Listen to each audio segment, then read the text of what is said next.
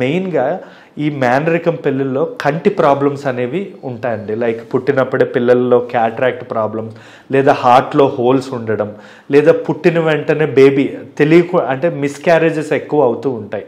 Baby miscarriages అవుతుంటాయి ఎందుకంటే 2 డిఎన్ఏలు కలవకపోవడం వల్ల.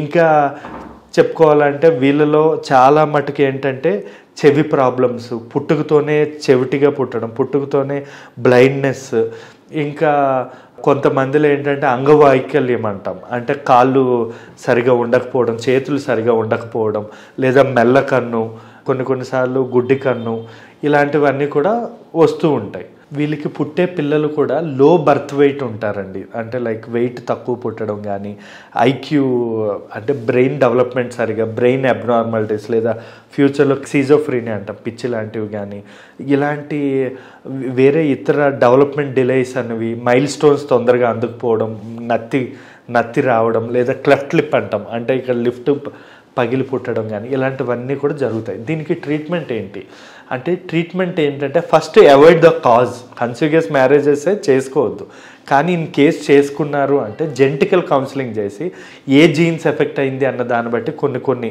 ఆ జాగ్రత్తలు కానీ, దానికి తగ్గట్టు వ్యాక్సినేషన్స్ కానీ, దానికి తగ్గట్టు కొన్ని ఇంజెక్షన్స్ కానీ, కొన్ని ట్రీట్మెంట్స్ అనేవి కంపల్సరీ అనమాట. బిఫోర్ ప్రెగ్నెన్సీ అనుకున్నారు అంటే ఖచ్చితంగా డాక్టర్ దగ్గరికి వెళ్ళి జెనెటికల్ కౌన్సిలింగ్ అన్నది తీసుకోవాల్సి ఉంటుందండి. Thank you.